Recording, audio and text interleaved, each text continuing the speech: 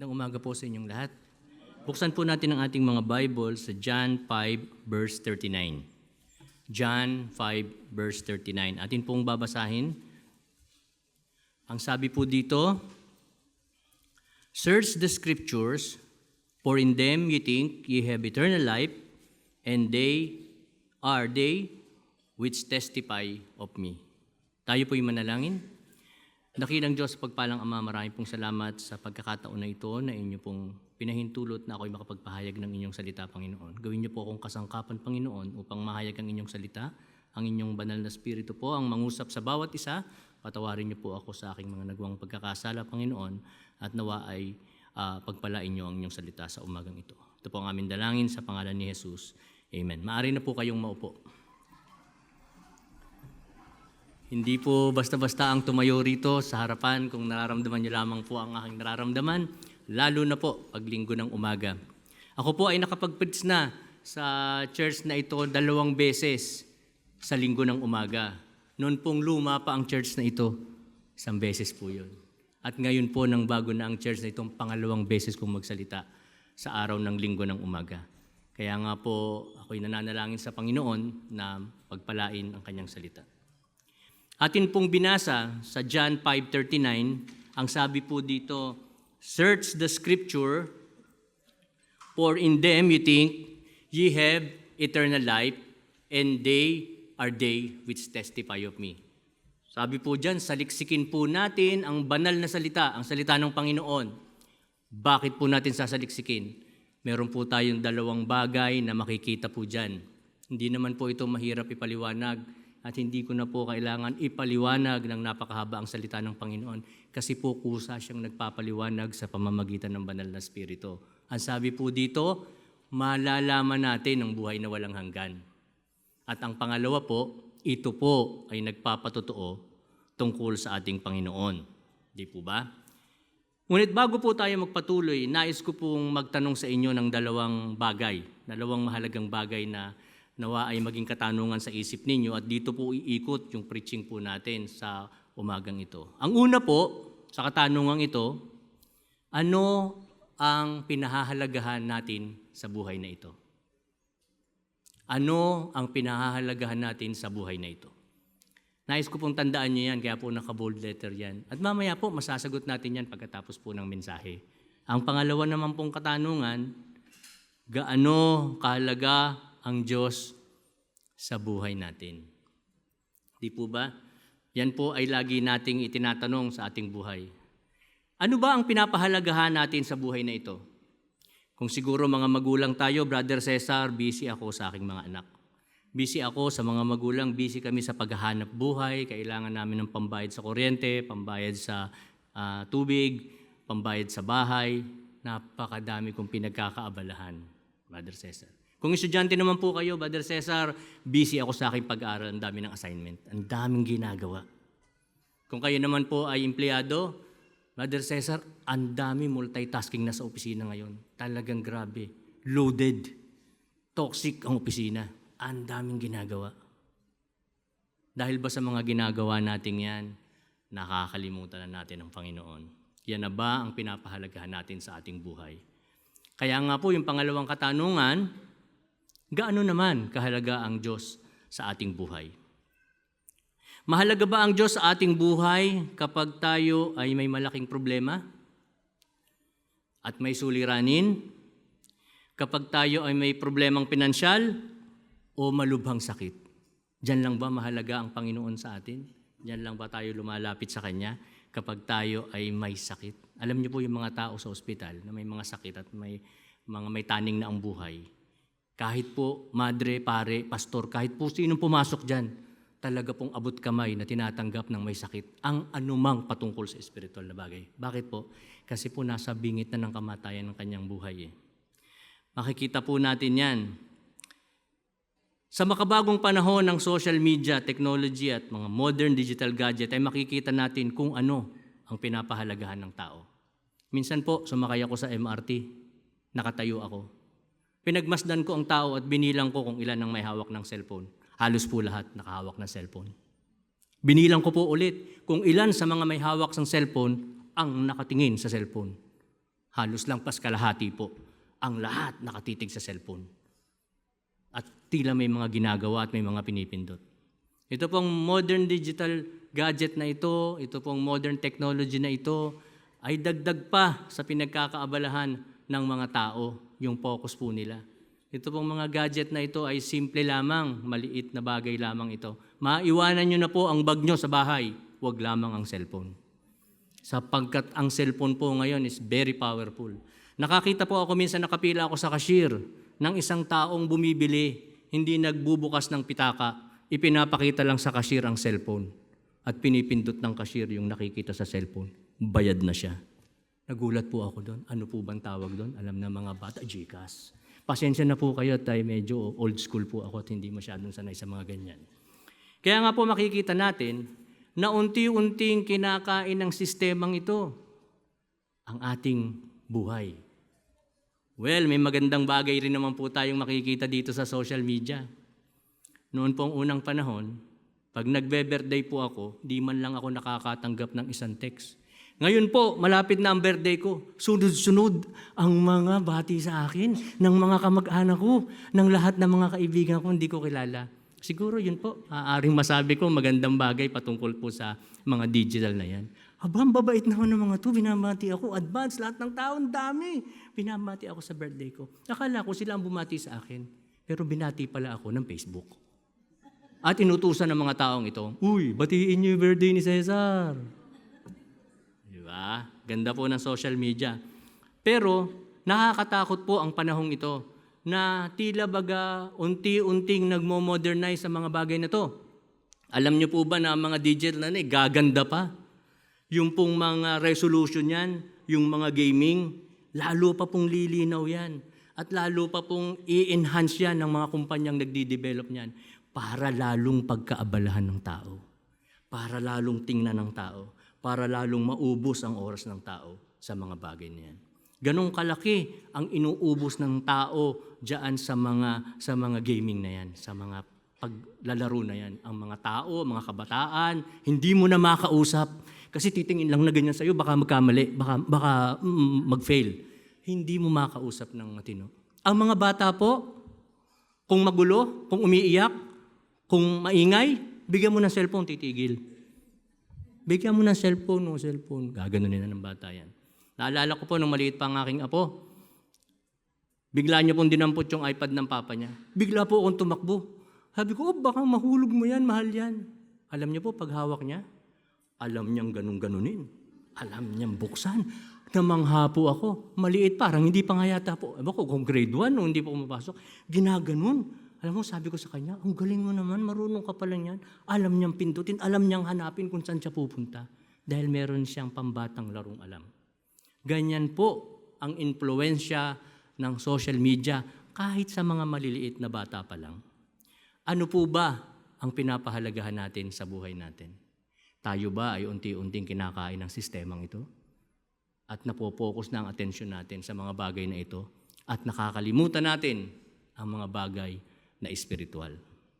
Tingnan po natin sa Luke 12:34. Ang sabi po dito, Luke 12:34, "For where your treasure is, there will your heart be also."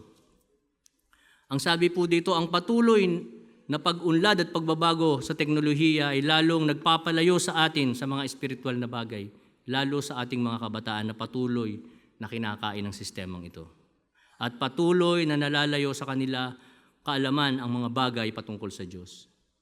Nais kong muling ibalik ang tanong na ito, gaano kahalaga ang Diyos sa buhay natin. Sa John 6:66 and 67, makikita po natin dito, "From that time, many of his disciples went back and walked no more with him. Then Jesus said unto the 12, Will ye also go away?" Makikita po natin sa ating binasang yan na maging ang mga disciples na. Ano po? Ang sabi, they walk away from the Lord. Lumayo po sila. At ano po ang sabi ng Panginoong Hesukristo? Hindi po siya nagalit. Grabe kayo, iiwanan niyo ako. Ano ba naman kayo? Hindi ba kayo natuto? Pero ang sabi ng Panginoon, no? Jesus said unto the 12, Will ye also go away? nais ko ring itanong sa inyo yan. Lalayo ba tayo sa Panginoon dahilan sa mga bagong teknolohiyang ito? Makakalimutan na ba natin ang pagbabasa ng salita ng Panginoon dahil sa mga ginagawa natin ito? Kung sa panahon ng Panginoon ay nangyari ito, nung panahon pong yun, hindi ganito ang walang modern gadget, walang modern technology. Nangyari itong paglayong ito. Nagtanong ang Panginoon ng ganito. Ano pa kaya sa panahong ito? Nais ko pong magbigay ng 5 bagay na magsisibing paalala sa lahat kung gaano kahalaga ang Diyos sa ating buhay. Ito po ay tutunghayan natin sa banal na salita ng Panginoon. Hindi ko na po ito papaliwanag pa ng mahabang paliwanag. Hahayaan na po natin na ang mga verses sa Bible ang magpaliwanag po nito. Kaya nga po ang verse ko, search the Scripture. Gusto niyo po mag-search ng Scripture ngayon? Kasama ako, babasahin po natin, aalamin po natin at isa sa puso po natin ang mga babasahin na ito na mula sa salita ng Panginoon. Mabilis lang po ito. 31 verses lamang po ito at saka 5 points. Tagal ba yun? Mabilis ba yun? Okay. Number 1, sa Kanya nagmula ang buhay. Sabi po ng Bible, search the Scripture because it testifies of me. Tingnan po natin ang mga bagay patungkol sa Diyos para mapahalagahan po natin siya. Tingnan po natin. Number 1, sa Kanya nagmula ang buhay. Genesis 1:27-31, babasahin po natin. Di na po ipapaliwanag ng mahaba. So God created man in His own image. In the image of God created He him, male and female, created He them. Wala na pong question yan. Nilikha tayo ng isang mabuting Diyos. And God blessed them, and God said unto them, be fruitful and multiply, and replenish the earth, and subdue it, and have dominion over the fish of the sea, and over the fowl of the air, and over every living thing that moveth upon the earth. And God said, sundan lang po ninyo, babasahin ko po, behold, I have given you every herb, bearing seed, which is upon the earth, of all the earth, and every tree, in the which is fruit of a tree yielding seed, to you it shall be for meat. And to every beast of the earth, and every fowl of the air, and everything that creepeth upon the earth, wherein there is life, I have given every green herb for meat, and it was so. And God saw everything that He made, and behold, it was very good. And the evening and the morning were the 6th day. Alam niyo po, napakabuti ng Diyos eh. Siya ang lumikha ng bagay na ating ine-enjoy ngayon. Nagpupunta ba kayo sa mga bundok? Nagpupunta ba kayo sa mga falls? Yung mga pinupuntahan natin, mga Palawan, Boracay. Yun pong mga nakikita nating magagandang spots na yan. Gawa po ng Panginoon yan. Di ba nagpapaselfie pa nga kayo dyan? Lahat ng mga magagandang bagay nilikha ng Panginoon para sa atin. Napakabuti ng ginawang paglikha ng Diyos. Alam niyo po, ang isa sa mga ginawa ng Panginoon na meron tayo ngayon, of course, yung araw. Yan. Hindi natin pinapahalagahang may araw. Akala natin, lagi nalang sumisikat yan, di ba? Ang buwan, ang mga bituin, at ang hangin. Di ba? Kayo ba'y lumalanghap ng hangin ngayon? Galing po sa Panginoon yan. Paano kaya kapag nagagalit ng Panginoon dahil matitigas ang ulo natin, sinashut off ang hangin? Sinashut off ang araw? Sinashut off ang buwan? Dahil ang titigas ng ulo natin. At tayo ay gumagawa ng mga bagay laban sa Kanya. Di ba? Ang dilim. Di ba ang hirap huminga? Pero napakabuti ng Diyos. Hindi niya ginagawa sa atin yan. Huwag po natin kalilimutang pahalagahan ng Diyos. Sapagkat siya ang may likha ng magagandang bagay na ito na ini-enjoy natin sa mundong ito. Napakarami niyan. Napakarami. At yan ay ipinakita ng Panginoon sa ating binasa. Sa Genesis 2 verse 7, ito na po yung paglikha naman sa tao. Kayo ba naniniwala nilikha kayo ng Diyos o naniniwala po kayo galing kayo sa unggoy? And the Lord formed man out of the dust of the ground and breathed into his nostrils the breath of life. And man became what? a living soul. May kaluluwa po tayo. Okay? Maliwanag po yan. Ano pa? Hindi na po kailangan ipaliwanag pa ng mahaba kasi tatagal po tayo. 33 verses po ito. Okay. Number 2, ito na agad tayo. Ano po yung number 1? Sa Kanya nagmula ang buhay. Tandaan lang po natin yan para mapahalagahan naman natin ng Diyos sa ating buhay. Number 2, siya ang may hawak ng ating buhay. Oh, di ba? Siya pala ang may hawak ng ating buhay. Akala natin tayo. Okay, tingnan naman natin ang mga verse na to. Psalm 60 verse 11 to 12. God had spoken once, twice have I heard this, that power belongeth unto God. Oh, may power ba kayo? Ay, wala kayong power. Power belongeth to God eh. Oh, napakalinaw po. Also unto thee, O Lord, belongeth mercy, for thou renderest to every man according to his work. Opo, nasa Kanya rin po ang awa. Opo, pag hindi po naaawa ang Diyos sa atin, nako, kawawa po tayo. Awa ng Panginoon lamang po tayo nabubuhay sa mundong ito. Siya po ang may hawak ng ating buhay. Proverbs 21, verse 30 to 31, there is no wisdom, nor understanding, nor counsel against the Lord. Wala pong katalinuhang hihigit sa katalinuhan ng Diyos. Huwag po tayong magmatalino sa mundong itong hihigit pa sa talino at kaalaman ng Diyos. Ang sabi po dito, there is no wisdom and understanding, nor counsel against the Lord. Napakalinaw po niyan. Isa pa po, 31, the horse is prepared against the day of battle, but safety is of the Lord. Nung unang panahon po, pagdigmaan, padamihan ng kabayo, yun ang nagtatagumpay. Padamihan ng kabayo, siya ang panalo. Pero anong sabi po dyan? Hindi po dahil sa madaming kabayo kayo ay mananalo. Kung hindi po dahil sa kapangyarihan ng Panginoon. O, palitan natin. Huwag na natin gamitin yung kabayo ngayon. Ano ba, kotse? Kotse ngayon. Hindi po. Hindi po paramihan ng kotse. Hindi po paramihan ng sasakyan. Hindi po paramihan ng bahay. Kayo ay magtatagumpay. Ang sabi po dito, 1 Samuel 2, verse 6 and 7, ito po, wag na pong ipapaliwanag kasi baka pagpapaliwanag ko, ako pa magkamali. Ang pastor lang po natin, ang may higit na magaling magpaliwanag. Baka po tayo, salita na po ng Panginoon, babasahin natin at iintindihin ano pong sabi dito. 1 Samuel 2, 6 and 7, the Lord killeth, the Lord maketh alive, He bringeth down to the grave, and bringeth up. Nauunawaan niyo po ba ang kapangyarihan ng Panginoon? Nakikita niyo po ba sa mga salitang binabanggit ko ang kapangyarihan ng Panginoon? Psalm 75 verse 7. Psalm 75 verse 7. Tingnan po natin. But God is the judge. Siya po ang maghuhusga. Ano po ang paghuhusgang gagawin ng Panginoon? He puteth down one and setteth up another. Nasa kapangyarihan po, nasa kamay po ng Panginoon kung sino po ang kanyang gustong itaas. At kung sino naman po ang kanyang ibababa kung kanya itong nanaisin. At wala pong sino man ang makakapigil sa kanya.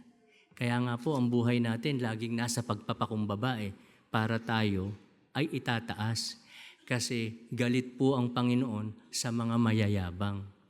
At yung mga mayayabang, pag nakikita niyang mayabang, ibinababa niya para makita niya na ang kapangyarihan ay nasa Panginoon.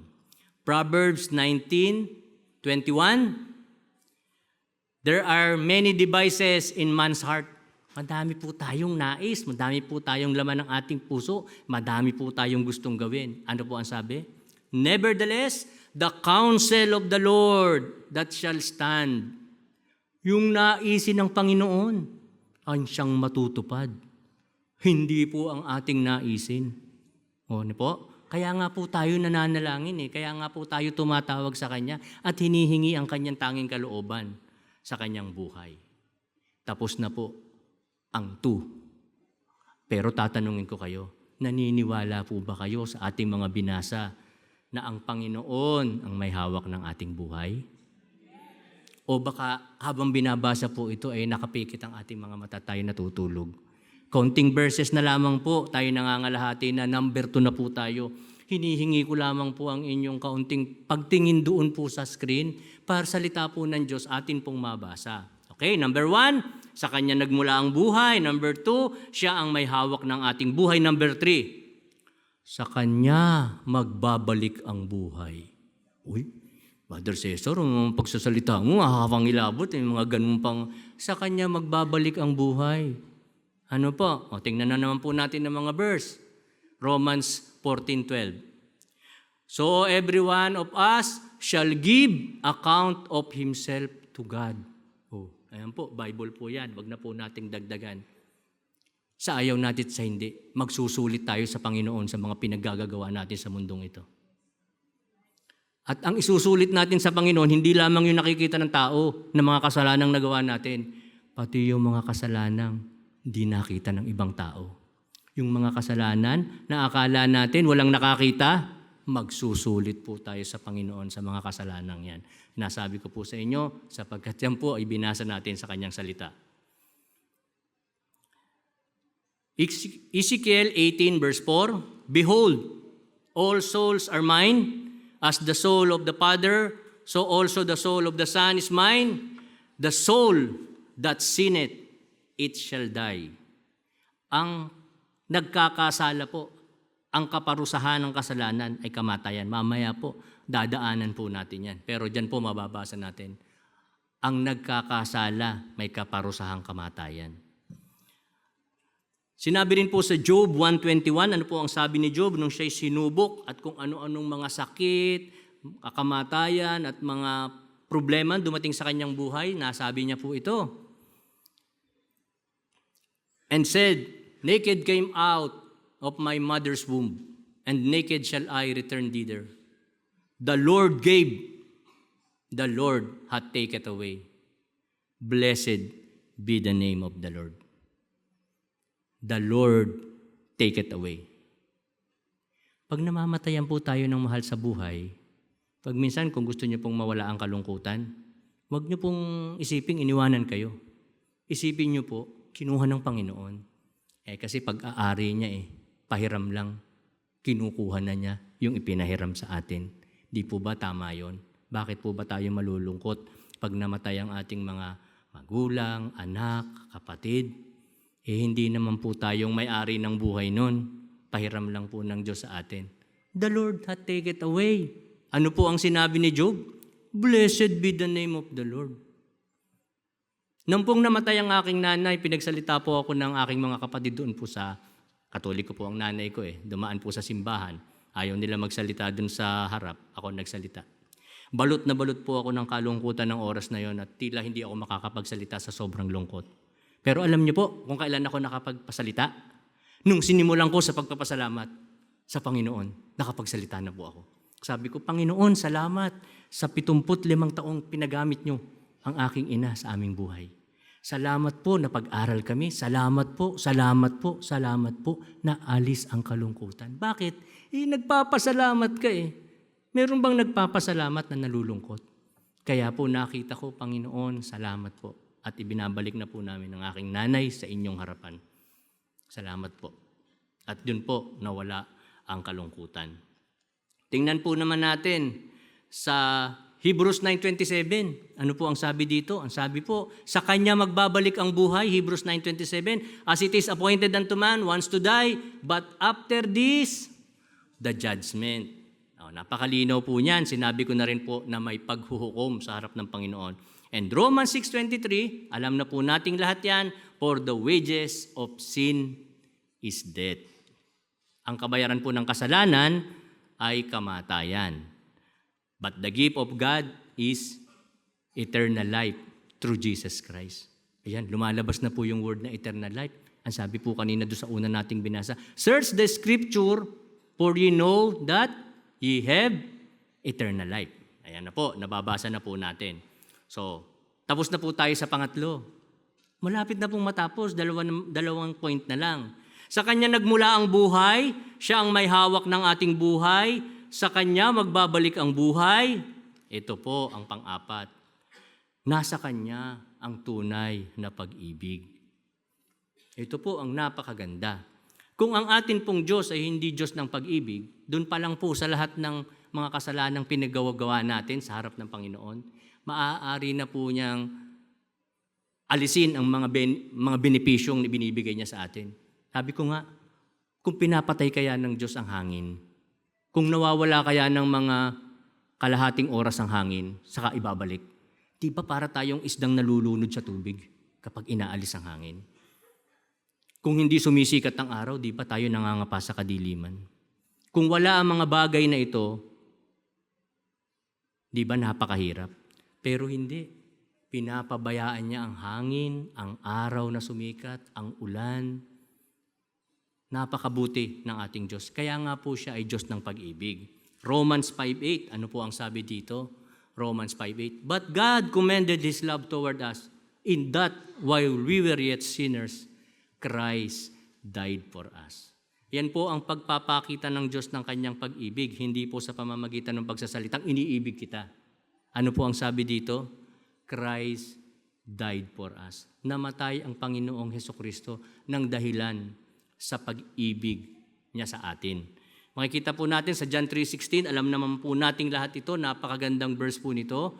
For God so loved the world that He gave His only begotten Son, that whosoever believeth in Him should not perish, but have everlasting life. Mga 2 beses ko na yatang na-mention yung eternal life at saka everlasting life. Sa amin po mga bisita, tandaan nyo po, meron pong buhay na walang hanggan na hatid ang ating Panginoong Hesukristo. At ito po ang ating binabasa at ito po ang pinapatunayan ng kanyang salita. Alam niyo po, napakaganda ng pag-ibig ng Diyos eh. Halimbawa po kayo, may nag-aaway na dalawa, ayaw magbati niyan eh. Kasi sabi nung isa, hindi, wala akong kasalanan.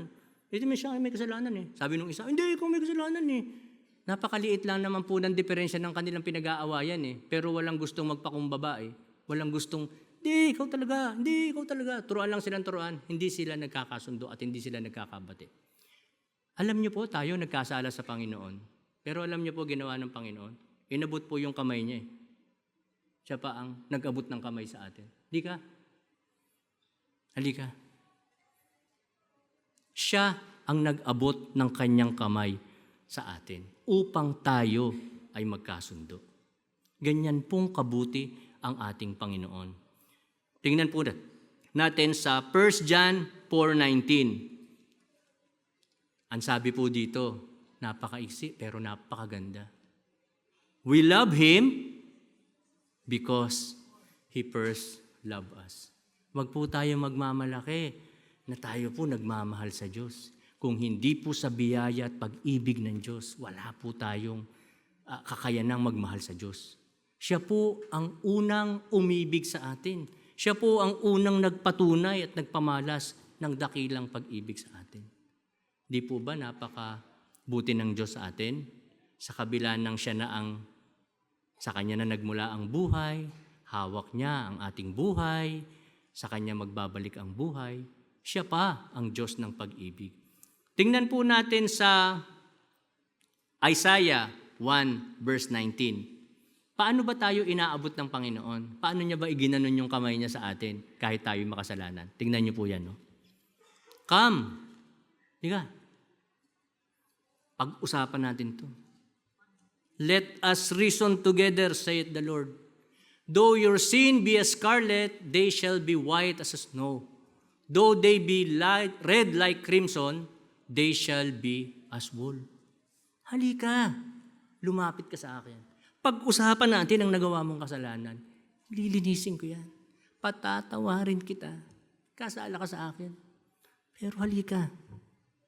Ang Diyos pa ang tumatawag sa atin. Let us reason together. Pag-usapan natin. Lumapit ka sa akin. Nasa akin ang buhay na walang hanggan. Patatawarin kita.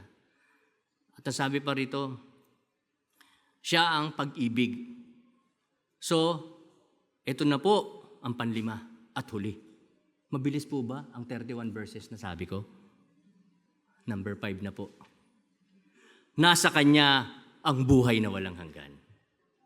Yun yung binasa natin. Search the scripture, for in them ye think ye have eternal life. Iyan po sa aming mga bisita. ang nais naming ihatid at ibigay sa inyo, ang buhay na walang hanggan. Alam niyo po, 19 na taon ako sa relihiyon. Nag-aral po ako sa paaralan ng pare, naging sakristan. Ang aking pong mga tiyahin ay sagradong katoliko, aking mga lola, magulang. Pero hindi po nasabi sa akin itong tungkol sa buhay na walang hanggan eh. Talaga pong binabalik-balikan po, wala pong nakapagsabi sa akin na meron palang buhay na walang hanggan. Hindi ko po alam yan. At ang buhay na walang hanggan po yan, hindi po yan dito sa lupa. At yan po, tingnan natin, nasa Panginoon po ang buhay na walang hanggan. At ngayong umagang ito, maari niyong tanggapin ang buhay na walang hanggan. Pero nais kong tingnan niyo rin bago niyo tanggapin para malaman ninyo na sa Bible nakasulat ang buhay na walang hanggan at nagpapatotoo ang ating Panginoong Jesucristo at ang kanyang salita patungkol dito. Tingnan po natin dun sa binasa natin, John 5:39, ang sabi po dito, search the scripture for ye will know that there is eternal life. Ano po? That you think ye have eternal life. Ito na po yung huling-huling verse na babasahin ko patungkol sa buhay na walang hanggan. Para sa ating mga bisita, tingnan niyo po itong verse na ito. 1 John 5:11-13. Yan na po ang panghuling verse na aking babanggitin. Pero nais kong sa ating mga bisita, tingnan niyo pong mataimtim ang mga nakasulat po dito. Papaliwanag ko lang ng mga kaunti, tayo po'y tapos na. This is the record that God had given to us eternal life, and this life is in His Son.